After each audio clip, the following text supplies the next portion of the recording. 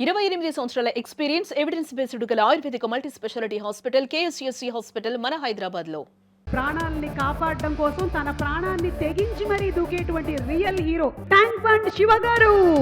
నేను బాబు అర్జున్ ని మాట్లాడుతున్నా అంటే ఇక్కడ చెమటలు పట్టిన మొత్తం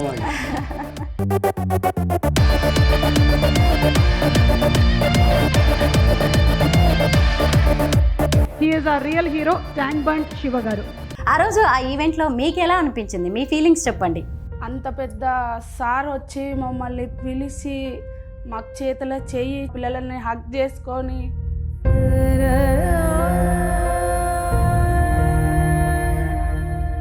ఫుల్ హ్యాపీ మేడం.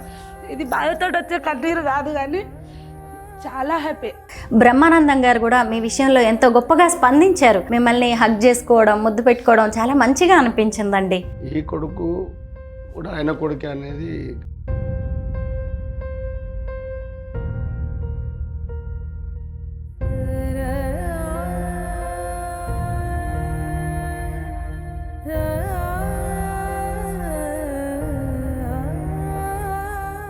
అందరికీ నమస్కారం. నేను Swaroopa Putlapalli. Welcome to Suman TV.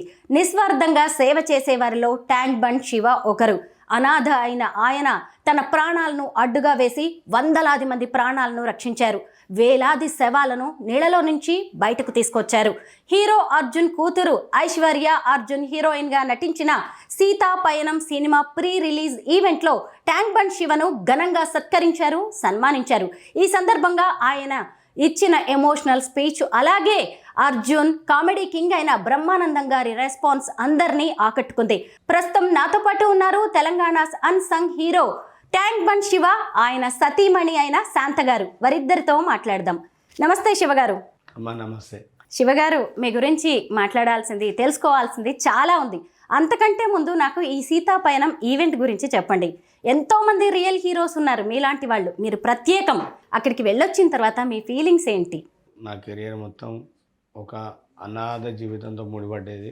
ఆ ట్యాంక్ బండ్ కట్టమేసమ్మ టెంపుల్ దగ్గర దొరికింది తింటూ ఆ నీళ్ళల్లో ఆపది అనుకోకుండా పడిపోయిన వాళ్ళని కాపాడుతూ, అలాగే మేము లేని సందర్భం కావచ్చు, మేము నిద్రించిన సమయం కావచ్చు, ఎవరు చూడని సమయంలో దూకి అది కనిమేరుగా అయిపోయిన డెడ్ బాడీస్ ఏవైతే ఉంటాయో డీకంపోజ్ రూపంలో మొత్తం పడి, అతని పురుగులు పడి, బట్టలు గిట్టలు మొత్తం మారిపోయి, వర్షం అనేది అంటే వాన రూపంలో మురిగే కన్నా సైడ్కి దొబ్బేస్తాయి, మొత్తానికి డీకంపోజ్ అయిపోయి కన్నా వెళ్ళిపోతాయి.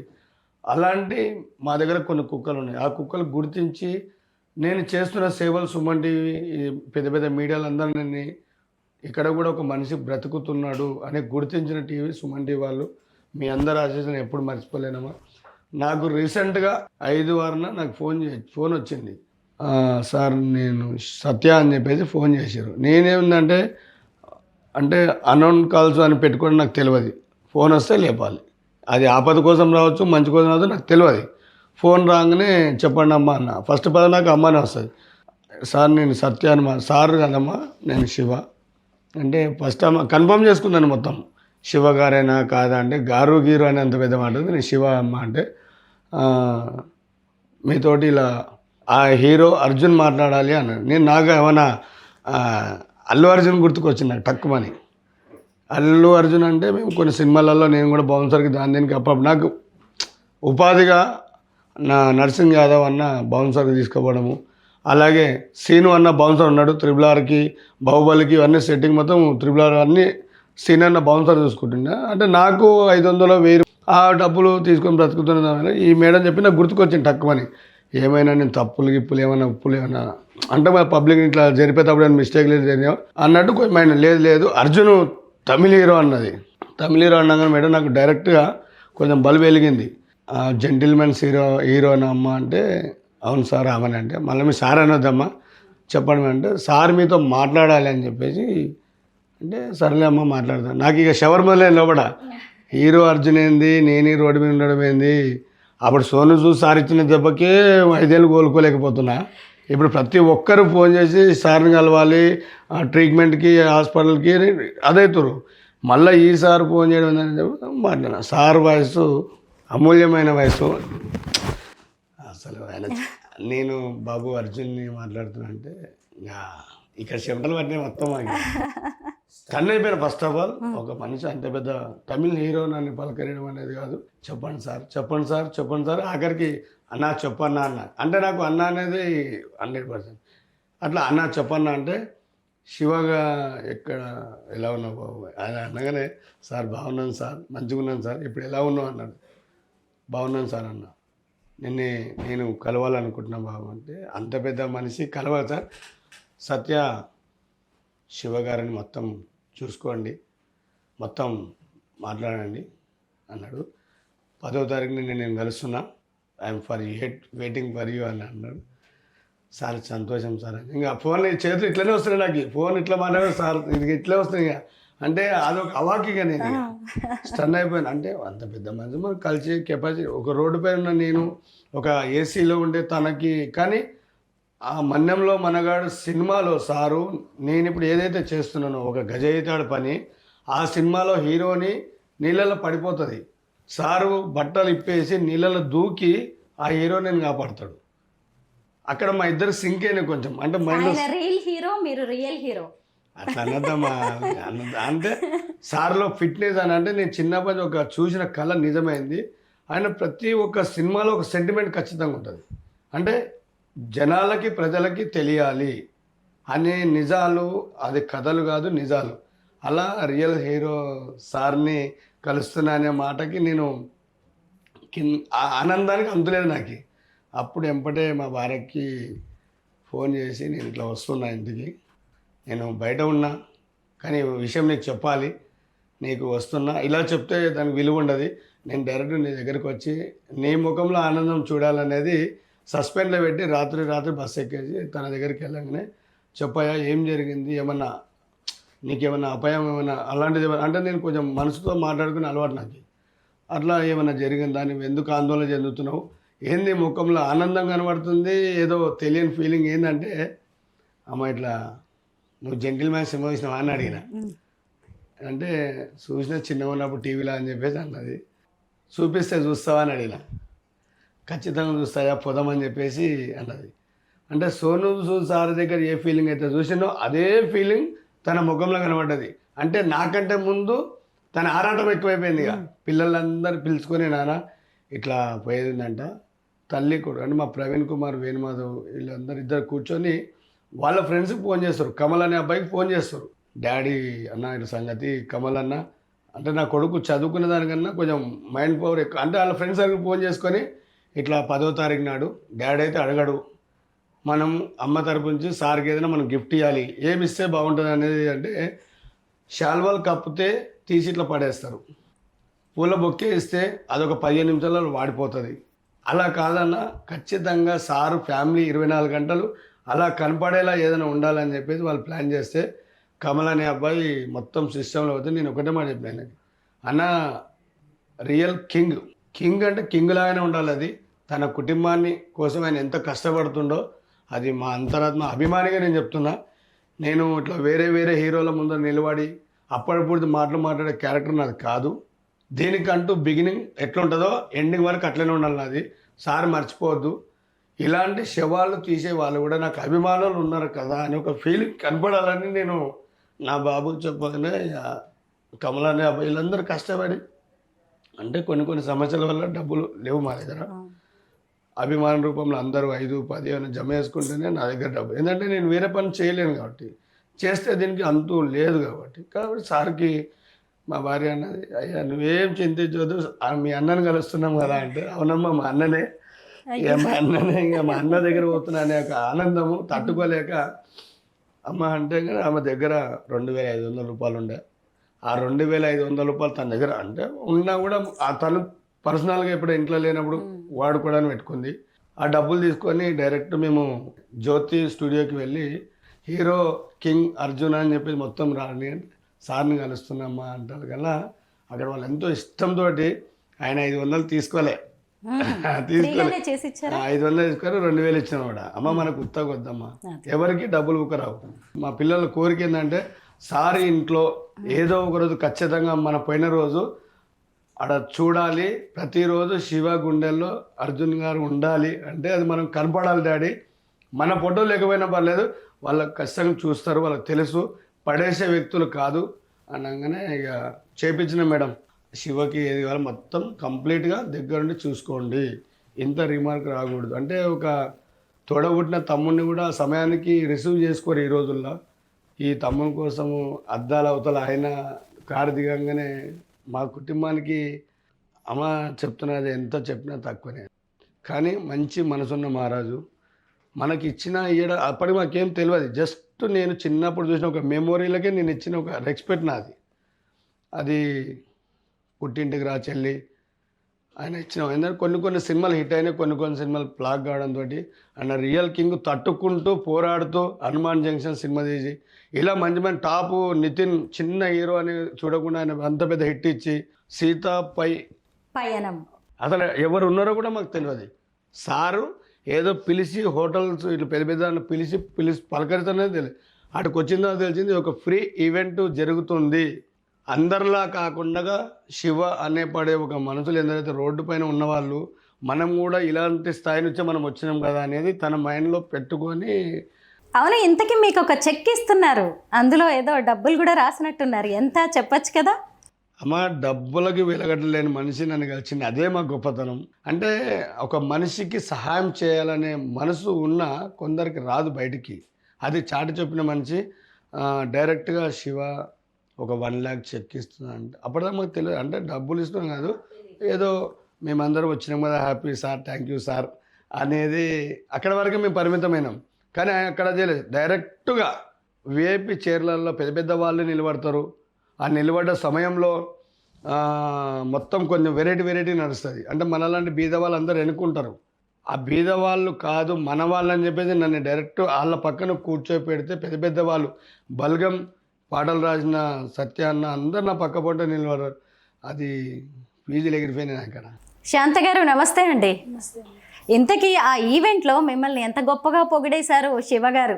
ముఖ్యంగా నా జీవితానికి అర్థాన్ని ఇచ్చింది నా భార్య, నన్ను దొంగ కాకుండా దొరలా బతకాలని చెప్పింది ఆమె అంటూ మీ గురించి చెప్పిన మాటలు ఎంత ఇన్స్పిరేషనల్గా అనిపించాయంటే, ఆ రోజు ఆ ఈవెంట్లో మీకు ఎలా అనిపించింది, మీ ఫీలింగ్స్ చెప్పండి. నాకు ఎలా అనిపించిందంటే అమ్మ, నేను చేసుకున్న అదృష్టం నా భర్త నాకు దొరకడం. కానీ ఈ మురికివాడలో ఉండే మేము అంత పెద్ద సార్ వచ్చి మమ్మల్ని పిలిచి మాకు చేతిలో చెయ్యి ఇచ్చి సెకండ్ ఇచ్చి మా పిల్లలని హగ్ చేసుకొని మాకు ఇంత పిలిచి మమ్మల్ని దగ్గర తీసుకున్నాడంటే చాలా హ్యాపీగా ఉందమ్మా. మాకు ఒక్కటి తెలుసా, మాకు చిన్న అవార్డులు ఇచ్చినప్పుడు ఒక్కొక్క దగ్గరికి పిలిచినప్పుడు ఏదో మాకు తెలుసో తెలియకనో మేము అలా ముందు పోయి కూర్చుంటే మీరు ఇక్కడ కాదు కూర్చునేది, వెనకాల మీరు కూర్చునేది అని చెప్పి మాకు అన్నారు. అది అనేది కొంచెం అంటే మాకు తెలియక మేము పోయినాం కదా అని అడ్జస్ట్ అయినా. కానీ ఆ రోజు ఆయనని తీసుకొచ్చి ఆ స్టేజ్ మీద తీసుకొని వెళ్ళి ఇంత 10 మందికి తెలుస్తుంది అని అనుకోలేమ్మా నేను. బ్రహ్మానందంగా సార్ అయితే మాకు ఆయనని ఒక తండ్రి కంటే ఎక్కువ హగ్ చేసుకొని ఆయనని ముద్దు పెట్టుకొని దగ్గరికి అంత ఆప్యాయతంగా చూసినావా, అది మా అదృష్టం. చాలా హ్యాపీగా ఉంది మేడం నాకైతే. మా పిల్లలు రావడం, మమ్మల్ని కార్ తీసుకొచ్చి ఆడ పెట్టి దింపి సార్ దిగి ఎంబడే వచ్చి మా పిల్లలను వల్కరించిండు. అనుకోలే మేడం నేనైతే ఇట్లా మమ్మల్ని పిలుస్తాడని. ఇంకొకటి తెలుసా మేడం, మా ఆయన ఎవ్వరికి తెలియని నిజం, అర్జున్ సార్ అంటే మా ఆయనకు లోపల మనసులో ఉంది, అది నాకు మాత్రమే తెలుసు. ఎందుకు నువ్వు ఊకే జిమ్ చేస్తావు, నువ్వు జిమ్ ఎందుకు చేస్తావు అంటే బాడీ ఫిట్నెస్ కోసం ఒక్కరోజు చెప్పాడు నాకు. ఎప్పుడు 3 సార్లు చూపించాను మేడం నాకు. ఎందుకు ఈ సినిమా తీసుకున్నా అంటే అర్జున్ సార్ అంటే నాకు చాలా ఇష్టము, అది మనసులో ఉన్నది. కానీ ఆ రోజు ఆయన చెప్పింది చూసినా ఆ మేడం, ఆ దేవుడు కరుణించిండు, ఆయననే నీకు ఫోన్ చేసి పిలిచిన. ఫుల్ హ్యాపీ మేడం నాకైతే, చాలా అంటే చాలా హ్యాపీ. కానీ మేము మీ సేవ చేస్తున్నాం చూసినావా, ఆ సేవకు ఫలితమో లేకుంటే ఆయన చేసుకున్న అదృష్టమో నేను ఆయన చేసుకున్న అదృష్టం నేను చూడని చూపిస్తున్నాడు మేడం. నాకు తల్లి తండ్రి బెగ్గర్స్, మేము ఈ సికింద్రాబాద్ రైల్వే స్టేషన్లో ఆడుకొని తిన్న బతుకు మాది. ఇప్పుడు ఈ 10 మందిలో ఎంతోమందికి కనిపిస్తున్నానంటే నేను ఆయన చేసుకున్న అదృష్టం. Full happy madam. ఇది బాధతో వచ్చే కన్నీరు కాదు కానీ చాలా హ్యాపీ. శివగారు, ఆ రోజు అర్జున్ గారితో పాటు బ్రహ్మానందం గారు కూడా మీ విషయంలో ఎంతో గొప్పగా స్పందించారు. మీరు ఆయనకి కాళ్ళు మొక్కబోతే ఆయన కూడా ప్రతిస్పందనగా ఇలా రెస్పాండ్ అవ్వడం, అలాగే మిమ్మల్ని హగ్ చేసుకోవడం, ముద్దు పెట్టుకోవడం చాలా మంచిగా అనిపించిందండి. కానీ నాకు ఈ సార్ పక్కనే మళ్ళీ బ్రహ్మానంద ఎంట్రీ చేయగానే అదేదో రాయొచ్చు మినబడ్డట్టు అయిపోయింది. సినిమా నవ్వు చిరునవ్వుని కష్టాలలో ఉన్నవారిని ఆ కెమెరా నేను అప్పుడు చూసిన మనిషిని ఇప్పటి వరకు ఆ రోజు నుంచి ఇప్పుడు ఆయన ఏ సినిమాలో ఉన్నా నవ్వుల పండగ. అలాంటి నవ్వుల ఆయన పక్కన నేను నిలబడి అంటే ఒక తండ్రి లాంటి వాడు అని చెప్పేసి నేను టక్కన మొక్కితే ఆయన తిరిగి మళ్ళీ నా కాలు మొక్కిండు. నేనన్నా అప్పుడు మస్తు అంటే ఒక తండ్రి కొడుకుకి ఇచ్చే గౌరవం ఏంటంటే నాలా కాకపోయినా నువ్వు నాలా బ్రతికేలా ట్రై చేయి, నువ్వు నాలా బ్రతికేలా ట్రై చేయి అని కొడుకుకి కూర్చోబెట్టుకుని సన్మానిస్తాం. ఆ పిల్లలకు తెలియదు ఆ బాధ, ఎందుకంటే తండ్రి లోపల ఏముందనేది తెలియదు. అది ఆయన దగ్గర ఒక కొడుకులాగా నన్ను ఆదరించి ముద్దు పెట్టిందంటే ఈ కొడుకు కూడా ఆయన కొడుకు అనేది అక్కడ మొత్తం అంత పీజీలు ఏరిపోయి మాటలు వస్తలేవు. నాకు అన్న పక్కన ఉన్న అనేది ఒక టెన్షన్ ఉంది. ఎదురుగా మీడియా మిత్రులు అందరూ కనబడుతారు. శివాల శివన్న ఈరోజు వచ్చిన వాళ్ళ ఆనందం తట్టుకోలేక వాళ్ళ ఈలలు గోలలు. శివగారు, మీరు ఒక అనాథ, అమ్మా నాన్న ఎవరో కూడా తెలియదు. మీకు అసలు శివ అనే పేరు ఎవరు పెట్టారు? మీరు ట్యాంక్ బండ్ శివగా ఎలా మారారు? ఒక అనాథగా పెరగడానికి కారణం ఏంటంటమ్మా, నేను ఒక హాస్టల్లో ఉన్నవాడిని. అప్పుడు నా 6 ఏళ్ళ వయసు ఉండొచ్చు. అంటే తెలియదు, లైఫ్ అంటే తెలియని జర్నీ. ఇప్పుడు పిల్లలకి ఏలు పట్టుకొని నడిపిస్తేనే నడుస్తాడు, లేదంటే ఎత్తుకుంటేనే ఎంబడొస్తాడు, వదిలేసి ఎటు పోతాడు తెలియదు. అలాంటి వయసులో నేను యాకత్పురాలో హాస్టల్ ఉంది, అక్కడ నుంచి స్కూల్కి వెళ్ళాలి. నా చార్మినార్ పక్కపో అంటే గాంధీ కోట్లాది హై స్కూల్ మాకి. నేను స్కూల్లో హనుమంతు నా పేరు. హనుమంతు అనగానే మేము తక్కువ లేచి నిలబడుతున్నాం. మేడం ప్రెసిడెంట్ ఈ ఒక్కడిదారు లేదా మేడం ఏమంటుంటే ఇట్లా మీ పేర్లు మారుస్తున్నాక ఆడ ఒరిజినల్ ఆధార్లు పడుతున్నాయి. మేడం ఉండి నీ పేరు శివ అని పెడతాను, నువ్వు లేవాలి బాబు అని చెప్పేసి అన్నది. నా జీవితానికి సరస్వతి దేవ తోడయి నన్ను ఆదరించి ఆ మేడం పెట్టిన పేరే శివ.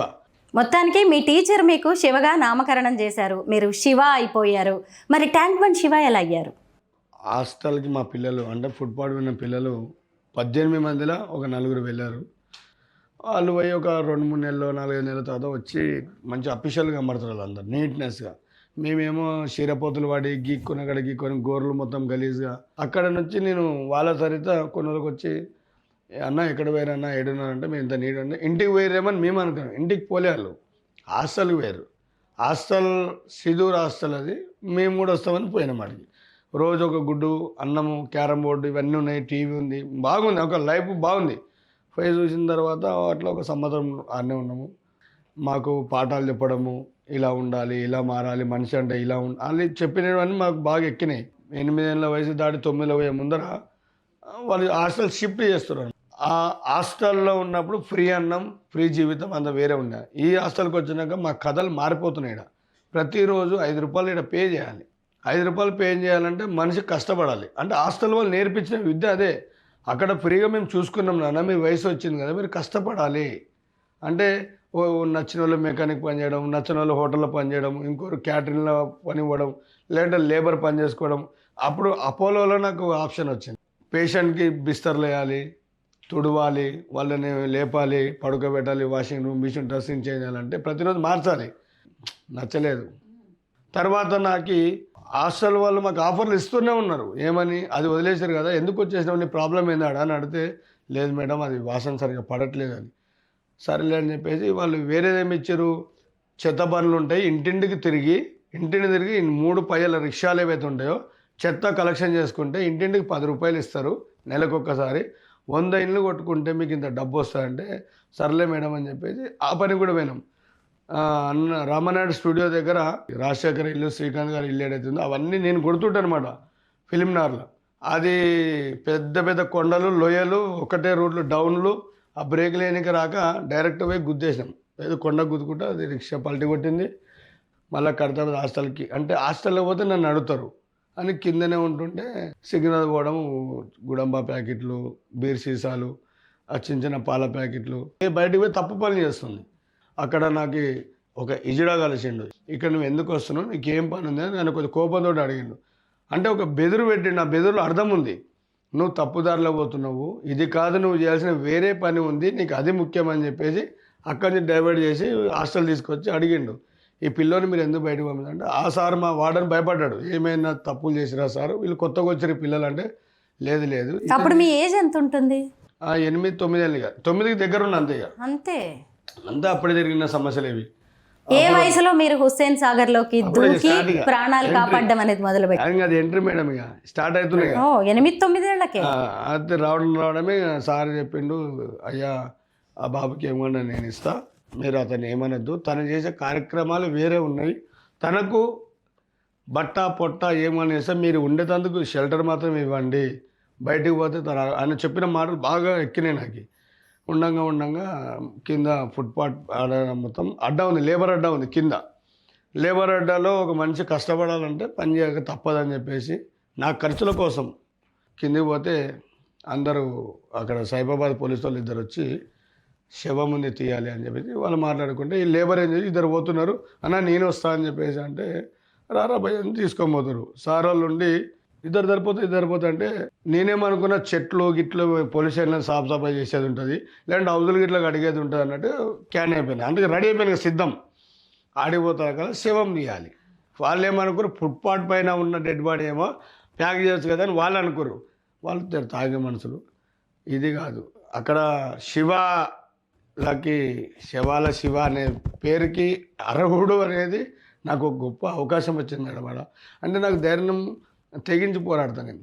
సార్ నేను తీస్తాను సార్ అంటే, నువ్వు పిల్లగానే రా బాబు, ఇంత తున్నావు, ఏదైనా జరిగితే మా ఉద్యోగాలు పోతాయి అంటే, లేదు సార్ నేను మంచి అంటే దిల్సుఖ్నగర్లో ఉన్నప్పుడు నేను అక్కడ సరూనగర్ చెరువు అక్కడ మూసిన ఈతలు కొట్టి పెర్ఫెక్ట్ ఉన్నాను. నేను పోయి చిన్న ఉన్న బుడతలాగా లటుక్కున్న మునిగిపోయి అంటే నేను మునిగి తీసే కెపాసిటీ నాకు లేకపోయినా ఈత కొట్టేంత కెపాసిటీ ఉంది నాకు. పోయి ఊపిరి బిగబట్టి పట్టుకున్న మొదటి డెడ్ బాడీ నాకు. ఇక కుళ్ళిపోయింది, పురుగులు పడి మొత్తం బట్టలు అవయవాలన్నీ పోయి ముక్కు బిగించినట్టు ఆ ఊపిరి ఆపి ఇట్లా తీసుకొచ్చి దగ్గర గుడికి ఇలా వెళ్ళి బ్యాక్ సైడ్ పోవాలి మేడం. ఆడ లాంగ్ అనమాట, దూరం డిస్టెన్స్ పెద్దగా ఉంది. తీసుకొచ్చేస్తే శబాష్ అని చెప్పేసి సారు ఏఎస్ఐ కృష్ణమూర్తి సార్ నన్ను గొప్పగా ఆదరించానంటే, కష్టపడితే ఇలా ఉంటుంది నేర్చుకున్నా నేను. 10 ఏళ్ల వయసుకే ఒక శవాన్ని చూడడం, దాన్ని హుస్సేన్ సాగర్ నుంచి బయటకు తీయడం అంటే చిన్న విషయం కాదు. భయంగా అనిపించలేదా?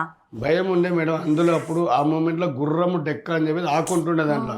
ఆ ఆకుకి అక్కడున్న గజయితగాలు ఏం చేస్తుండే మేడం, ఆకునంతా దొబ్బకుండా పోవాలంటే ఒంటికి ట్యూబ్ టైర్ చెతకు ఎల్ఎంఎల్ ప్రియ బండ్ల ట్యూబ్లు వేసుకొని ఆ చెత్తను మొత్తం పక్కకు దొబ్బి ఆ డెడ్ బాల్ చేస్తుండే. కానీ నాకు అది భగవంతుడు ఇచ్చిన వరం మేడం. అది దానికోసమే నేను పుట్టినేమో, దానికోసం నేను కష్టపడుతున్నా. ఈరోజు 27 సంవత్సరాలను వచ్చి నేను అదే చేస్తున్నా. 141 మనిషిని నా ప్రాణాలకు తెగించి, అంటే శివకు ఆరంభం అక్కడనే, ఇప్పటికి మీ ముందరున్న శివ కూడా ఈయననే. నేను చేస్తున్న సాహసము అంటే అక్కడ చిన్న మనం నేర్చుకున్నా కదా, ఈ కొన్ని సినిమాలు నా జీవితాన్ని తిరుగుతున్నాయి. అది అలా కష్టపడాలి, తెరపైన కష్టపడి కనపడాలంటే దాని వెనక ఎంతో కష్టం ఉంటుంది. శాంత గారు, ఇంతకీ ఈ రియల్ హీరో మీ లైఫ్లోకి ఎలా వచ్చారు? మీ ఇద్దరిది ప్రేమ వివాహం అని చెప్పారు, మీరేమో బిచ్చగాళ్ళుగా మేము అడుక్కునే వాళ్ళమండి అని చెప్పారు. ఆయన ఈవెంట్లో మిమ్మల్ని గుర్తు చేశారు, రెడ్డి కులానికి చెందిన ఆమె ఈమె, నన్ను ఎప్పుడో వదిలేయాల్సి ఉండే అని ఇలా కూడా గుర్తు చేశారు. మీ లవ్ మ్యారేజ్ గురించి చెప్పండి. యాక్చువల్గా వచ్చినది యాదగిరిగుట్ట మేడం. మేము మా అమ్మ మా నాన్నకు కళ్ళు లేవు, మా అమ్మకు 2 కళ్ళు లేవు, మా నాన్నకు చెయ్యి లేదు, ఒక కన్ను లేదు. వాళ్ళు భిక్షాటన కోసం ఇక్కడ హైదరాబాద్కి వస్తారు. రోజు పొద్దున యాదగిరిగుట్ట నుంచి రాయగిరికి వచ్చి అక్కడ 7 గంటల పుష్పుల్ ట్రైన్ ఎక్కి ఇక్కడ దిగేసి మళ్ళీ నైట్ ఇక్కడ నుంచి కాకతీయ అనే ట్రైన్ ఉంది, దానికి ఎక్కి వస్తారు వాళ్ళు. నైట్ 8:30కి వస్తారు. అక్కడ మేము ఇంటి దగ్గర చదువుకుంటుంటిమి. ఇంకా ఒకరోజు అతను మా వాళ్ళకి కనిపించిండంట ట్రైన్లో. మా అమ్మ మా నాన్నల అభిమానంతో మా దగ్గరకు వచ్చిండు. వాళ్ళతో పాటు మా అమ్మ ఏం చెప్పిందంటే, ఇతను మన అబ్బాయి బాగా చూసుకోండి అని అంటే, మన అబ్బాయి అని అంటే మా చుట్టాల అబ్బాయి మా బావనే కావచ్చు అని చెప్పి నేను లవ్ చేసిన. అప్పటి నుంచి నాకు అబ్బా, ఇద్దరు ఎలా నవ్వుతున్నారు, సిగ్గుపడుతున్నారు. ఫస్ట్ టైం ఈవిడ్ని చూసింది మీకు గుర్తుందా శివగారు? యాదగిరిగుట్ట పోవడానికి నేను చేస్తున్న సేవకి ఆత్మల రూపంలో నాకు ఒక జంటకు దేవుడు ముడిపెట్టిన ఈ జడ యాదగిరిగుట్టలో ఉంది. దానికి ముందు జరిగిన కొన్ని సంఘటనలు ఏంటంటే మేడం, మా తమ్ముడు మహేందర్ చనిపోయిండు. అంటే నేను ఆప్యాయతంగా అందరితో కలిసిమెలిసి ఉండేవాడిని. అందరు నా వాళ్ళే, ఈరోజు అందరు నా వాళ్ళే అనే స్థానంలో ఉన్నా. తను చనిపోయిన సమయంలో మేడం అమ్మ ఒక్కతే, మల్లేశ్వరమ్మ, తన కూతురు వెంకటేశ్వరమ్మ. వాళ్ళ కన్నీళ్ళ బాధ నేను ఎలా చెప్పుకున్నానంటే ఎంత చేసినా తక్కువనే మేడం. ఆమె కొడుకు లేడు, ఆ కొడుకు ఈ కొడుకు, ఈ హనుమంతే ఆమె కొడుకు, మల్లేశ్వరమ్మ కొడుకు. తన కొడుకు స్థానం మొత్తం నేను తీసుకొని ఈరోజు ఆ తల్లిని బాగా చూసుకుంటూ, అప్పుడు తను చనిపోయినప్పుడు మన తెలుగు సాంప్రదాయ పద్ధతి ఏంటంటే ఒక దేవస్థానానికి వెళ్ళి నిద్రించి వస్తాం మనం. ఈమె తాగి కింద పడి బొరలాడి అప్పుడు అంతా ఇంత లేదు. అట్లా నేను దేవుని పోవాలని చెప్పేసి నేను బయలుదేరిన. ఎక్కడ పోతున్నావు బాబు అన్నట్టుగా ప్రేమతో పిలిచి ఆదరించారు. ఆ ఆధారం మీద ఇట్లా యాదగిరి గుట్ట అవుతున్నాం, మాది ఇట్లా హైదరాబాదే. ఇట్లా నా తమ్ముడు చనిపోయాడు, గుట్టకు పోయి నిద్రించడానికి పోతున్నా అంటే ఎవరు ఏంది అందులో మొత్తం అడిగితే నా పరిస్థితి ఇట్లా అంటే, గుట్ట పైన దొంగలు ఉంటారు బాబు, మీ దగ్గర ఉన్న పోతాయి, మా ఇంటికాడ వండుకొని ఉదయాన్నే లేచి మీరు వెళ్ళొస్తున్నప్పుడు. తను 7వ తరగతి చదువుకుంటుంది. పచ్చది లంగా, గవర్నమెంట్ లంగా, స్కూల్ లంగా ఉంది, తెల్ల బుష్ షర్టు, మనిషి సన్నగా కోలముఖము. అది శాంత గారు వినండి. ఆమె దర్వాజా చాటుకు, అది సినిమా కాదమ్మా, ఇది మన నిజ జీవితం. ఒక దర్వాజాకి ఇట్లా అంటే 2 డోర్ల ఒక డోర్ ఇట్లా పట్టుకొని ఇట్లా సైడ్ సగం మనిషే కనబడుతుంది.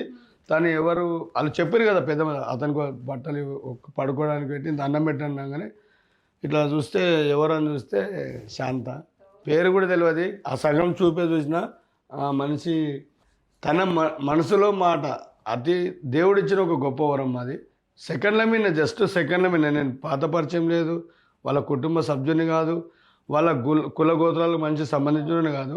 ఒక మనిషి హృదయం ఆకర్షిస్తుంది అనేది నేను అక్కడ తన చూపులో అర్థేసుకొని వాళ్ళు పడుకొని పొద్దున్న వాళ్ళు వెళ్ళిపోయారు. నేను లేచి మిద్ద మీద వండుకున్నాను. నేను సగం రాత్రి లేచి జర చలి ఎక్కువ దోమలకో దగ్గర పైనకి వండుకున్నా. పోయేటప్పుడు వాళ్ళు నాకు లేపారు, అప్పుడే లేచిపోయాను. ఏమని, బాబు మేము పోతున్నాం, నువ్వు గుట్టకు పోయి వెళ్ళిపోండి బాబు, వెళ్ళిపోండి అన్నారు. నేను వెళ్ళిపోకుండా వాళ్ళ గబిలా కరుచుకున్న వాళ్ళకి. ఇంటల్లుడు అయిపోయారు. పొద్దున్నే లేస్తే కల్లా ఎండ పొడ వచ్చి సూర్యోదయం పడగానే లేచి మన స్కూల్కి రెడీ అయ్యి అంట్లో వాళ్ళ ఫ్యామిలీకి ఏదో చెప్పుకుంటుంది, పోతున్నా సౌండ్ వినపడ్డది. అరే నేను రాత్రి ఏదో చూసినా కదా, ఆమె ఎవరని చెప్పేసి దెబ్బ లేచి ఇట్లా చూస్తా కదా పోతుంది, వెళ్తున్నా అని చెప్పేసి చెయ్యి చూపించింది. మనసు ఆగలే, ఎక్కడ దాకా పోతుందని చెప్పి అట్లనే పోయినా.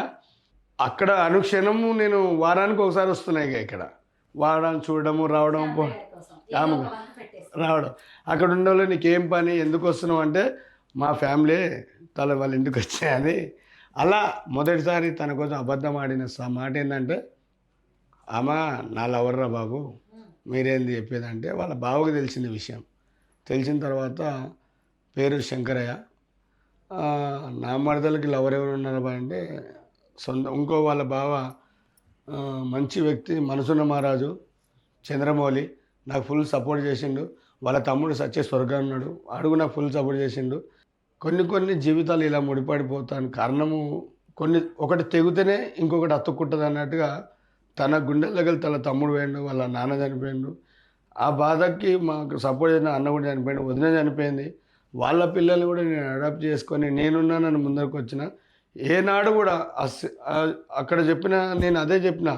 ఎందుకంటే మేడం, నా భార్య నా పక్కన ఉంటే సత్యంత వరకు నేను ఎంత దూరమైనా వెళ్తానేది నా ధైర్యం. ఆ సుమా మేడంకు కూడా నేను అదే అన్నా, అమ్మ మా భార్యను పిలవండి అమ్మ అంటే వాళ్ళు ఆనందంగా పిలిపించారు. పిలిచిన తర్వాత ముఖ్యంగా నా భార్య ఈవెంట్కి తీసుకురావడం అంటే తను లేని జీవితం నాకు లేదు. అలాగే మా భార్య కూడా నేను ఎంత కష్టపడుతున్నానో, నేను డెడ్ బాడీ తీసే సమయంలో పబ్లిక్ నిలబడి చూస్తారు కానీ ఏం జరిగింది ఇట్లా సెల్లులు తీసి పట్టుకొని చూస్తారు కానీ అరే శివన్న నీళ్ళలో కష్టపడుతుండు కదా, తనకు కూడా మనం పట్టుకొని హెల్ప్ చేద్దామనే మానవులు లేరు. కానీ నేను అనకూడదు అన్నమాట. అప్పుడు ఏమేం చేస్తుంది, అరే కొంచెం లాంగ్వేజ్, అరే మీరు చనిపోతే అడిగే పోతాం రా, మనది అని ఒక్కటి ఆ మనసుని హ్యాండిల్ చేస్తుందమ్మా. నేను దానికి ఆమె కాళ్ళు కాదు, ఏం చేసినా తక్కువనే. ఆమె లేని ఈవెంట్ ఉన్నఒకటే లేకున్న ఒకటే. అందులో అర్జున్ మా హీరో అన్న, మాకు ఏదో చేయాలి, అమ్మ నువ్వు రా, నువ్వు చేసి నేను సార్ని కలుస్తా, నిన్ను మాట్లాడతా అంటే మేము ప్రిపేర్ కాలేదమ్మా. మా నిజ జీవితంలో ఒకటే ఉంది, ఒక రాముడు సీత, శంకరుడు పార్వతి, ఇక ఏడుకొండలో వెంకటేశ్వర స్వామి ఎట్లుంటామో మా లైఫ్ కూడా తను నా పక్కన ఉంటే కొండంత ధైర్యం ఉంటుంది. తన కోసం నేను ఏడికైనా సిద్ధం. ఎందుకంటే ఈవెంట్లలో వాళ్ళ భార్యల్ని పిల్లల్ని తీసుకురారు, కానీ నా భార్య నేను ఏడున్నా ఇప్పుడు చనిపోయిన మరుక్షణం నా వెనకాల పట్టుకొని నడవాలి. నువ్వు ముందు పోతున్నా, నీ వెనక నేను వస్తున్నా, నీ వెనక నేను వస్తున్నా, చనిపోయిన తర్వాత నేను నీకు వాటికి వస్తా.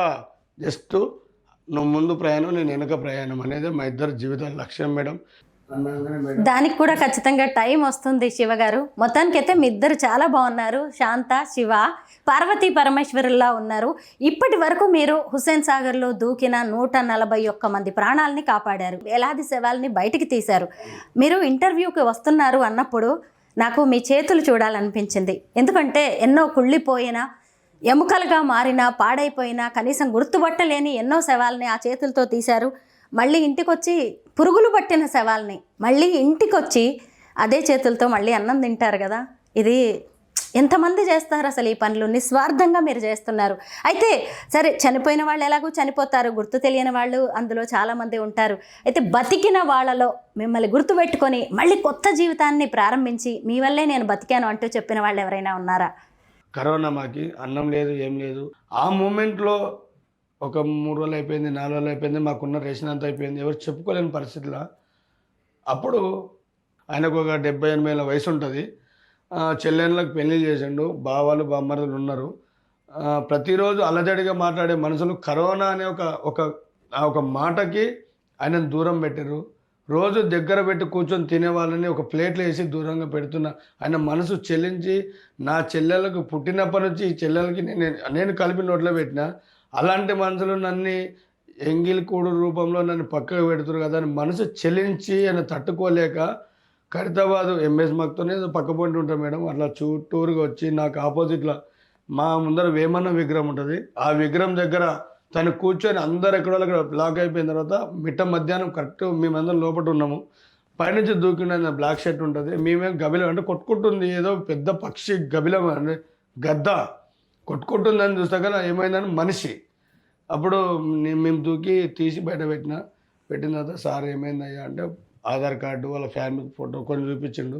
మా డిపార్ట్మెంట్ వరకు పిలిచి సార్ ఇట్లా సంగతి అంటే తీసుకెళ్ళి ఆయన లాక్డౌన్ అయిపోయిన తర్వాత వాళ్ళ బామ్మారిది వచ్చి ఎవరో మా పక్క నిలబడి చూస్తున్నంత అన్న నమస్తే అంటే చెప్పండి సార్ అంటే ఒక 10,000 రూపాయలు తీసి చేతిలో పెట్టి ఎందుకు ఇస్తారు సార్ ఇంత పెద్ద బడి అంటే, లేదు బాబు పలానా రోజు ఇట్లా మా బావ పడిపోయాడు, మీరే తీసారు, అది ఏమీ అనుకోదు, తప్పు అపార్థం అనుకోవద్దు, సమస్యలు అట్లా వచ్చినాయి, మేము అట్లా అనుకున్నాం, ఇప్పుడు ఎట్లుంది సార్ అంటే మంచిగా ఉన్నాడు, మీరే ఆ రోజు లేకపోతే ఈరోజు మా బావ మా పక్కన లేడు. మీర్పేట్ మర్డర్ కేసు ఎంతో సెన్సేషన్ అయింది. భార్యను చంపి కుక్కర్లో ఉడకబెట్టి మళ్ళీ పొడి చేసి తీసుకెళ్లి మూసీ నదిలో పడేశాడు కదా. ఆ శరీర భాగాన్ని కూడా మీరే తీసుకొచ్చారని విన్నాను, నిజమేనా? తెల్లారితే తమిళనాడు సీఎం స్టాలిన్ గారు నాకు ఈవెంట్ పెట్టారు, పలానా రోజు రావాలని చెప్పేసి వాళ్ళు ఇచ్చిన టైం టు వీళ్ళు రాత్రి ఫోన్ చేశారు నాకు. 15 తారీఖేమో అది జరిగింది, అలజడి జరిగింది.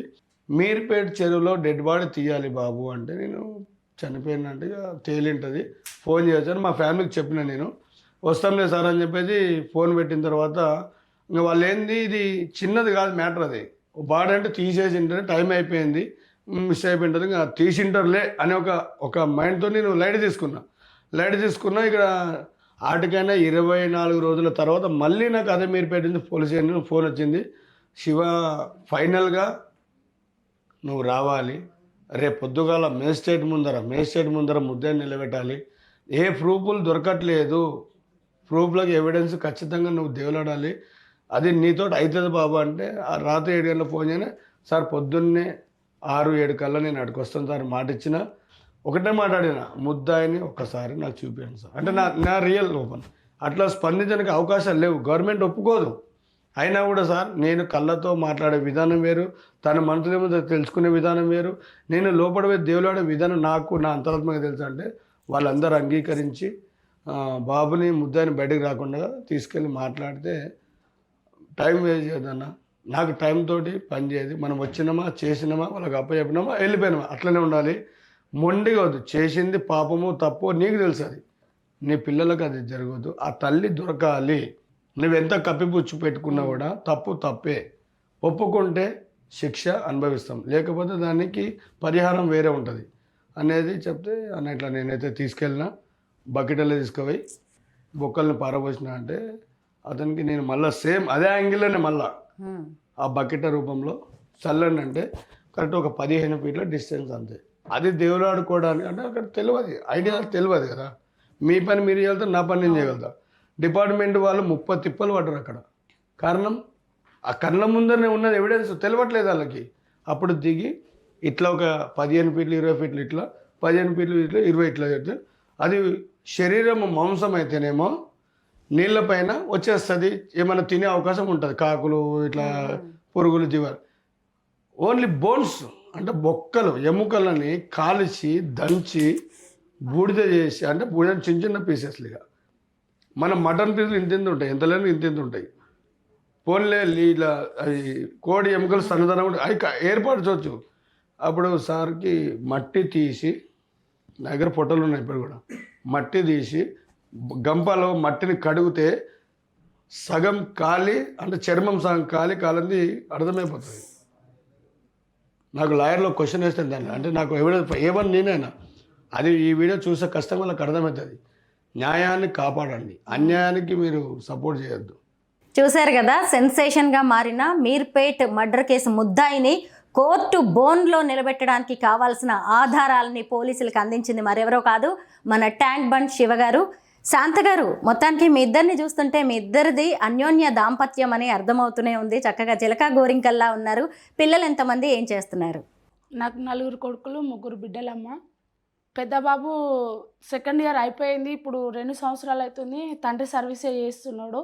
ఇంకొక చిన్న బాబు, ఇంకో బాబు సెకండ్ ఇయర్ ఒక ఆయన, పాప ఫస్ట్ ఇయర్, ఇంకో పాప 8th క్లాస్, ఇంకో పాప కూడా సెకండ్ ఇయర్ అయిపోయింది, ఆ 3 చదువుకుంటుంది. ఇప్పుడు పెద్ద బాబు ఒక్కడు తండ్రి సర్వీస్ చేస్తున్నాడు. అందరూ మంచిగా ఉన్నారమ్మా ఇప్పటికైతే. శివగారు, మీ ఇంటికి సోను సూద్ గారు వచ్చారు, మీ సేవల్ని ఆయన ఎంతో అభినందించారు. కేటీఆర్ గారు కూడా రెస్పాండ్ అయ్యి మీకు డబుల్ బెడ్రూమ్ ఇల్లు ఇచ్చారు, చక్కగా ఇల్లు కట్టుకున్నారు. కేటీఆర్ గారు కూడా వచ్చారు మీ ఇంటికి. ఇంతకీ ఈ ప్రభుత్వం నుంచి మీరు ఏం కోరుకుంటున్నారు? అమ్మా, నేను చేసే సేవలు గుర్తి పట్టేలా చేసిన మీడియా మిత్రులందరికీ తల వంచి శిరస్సు నేను పాదాభివందనం చేస్తున్నా. ఎందుకంటే మీడియా లేదే ఈరోజు శివలేడు. నా కొంత గతం నుంచి చేస్తున్న సేవలను గుర్తించడానికి బండ్లగూడ గణేష్ అన్న విలేకర్ ఈటీవీ నుంచి ఒక రిపోర్ట్ రాసిండు. అది కమిషనర్ మహేందర్ రెడ్డి గారికి గుర్తించి శివ ఎవరు అని చెప్పేసి మా లేక్ పోలీస్ స్టేషన్ తరపు నుంచి బి ధనలక్ష్మి మేడం గుర్తించి కమలాసన్ రెడ్డి డీసీపీ గారు పిలిపించి శివకు ఒక అంటే స్వచ్ఛందంగా నన్ను పిలిచి శివకు హరుగుడు ట్యాంక్ బండ్లో డెడ్ బాడీలు తీస్తున్నానని ఒక వాలంటీర్గా నన్ను గుర్తించి తనకి ఒక హోంగార్డ్ జాబు ఇవ్వండి, అవుట్సోర్స్లో ఇవ్వండి అని చెప్పేసి వాళ్ళు గుర్తించారు. అలాంటి ప్రభుత్వం టీఆర్ఎస్ ప్రభుత్వంలో నాకు జరిగింది. ప్రజలందరూ ఈటీవీ మీ ఛానల్స్ సుమన్ టీవీ సుమన్ గారికి నిజంగా ఒక హార్ట్ఫుల్గా చెప్తున్నా మేడం. తండ్రి ఈ సంస్థను నడిపిస్తున్న గొప్ప వ్యక్తి.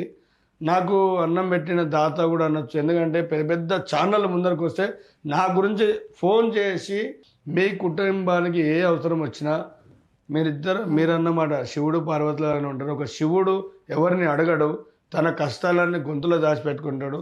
మీరు మనసులో పెట్టుకోరు బాబు, మీరు అన్నట్టు మీ చేతులకు వద్దు స్వామి, అట్లా వద్దు. ఆ ఒక జీవితం మేము గడుపుతున్నాము. మాకు కేటీఆర్ గారు స్పందించి డబల్ బెడ్రూమ్ ఇచ్చిండు. అదే మూమెంట్లోనే ఒక మాట కూడా అన్నారు, ఏదైనా జాబ్ సెట్ చేయండి అంటే. వాళ్ళు నా గురించి అడిగారు, ఆల్మోస్ట్ ఫైల్ మొత్తం రెడీ చేశారు. అదే టైంలోనే నాకు రమేష్ అన్న ఒక రాజకీయ నాయకుడు అంటే ఒక డిపార్ట్మెంట్లో ఆయన ఏమంటారు ఎక్సర్సైజ్కి ట్రైనరు, ఈ మన రేవంత్ రెడ్డి గారిని అన్న నన్ను దగ్గరుండి తీసుకెళ్ళి రమేష్ అన్న, నీలిమ మేడం కూడా అదే అన్నది, శివానికి మన ప్రభుత్వం వస్తే నీకు ఖచ్చితంగా నీ కుటుంబానికి మేము ఆదుకుంటామని మాట ఇచ్చిన గొప్ప వ్యక్తులు. అందరికీ మేము రుణపడి ఉంటాం. ఈరోజు డిపార్ట్మెంట్ లేకపోతే ఈరోజు శివ లేడు.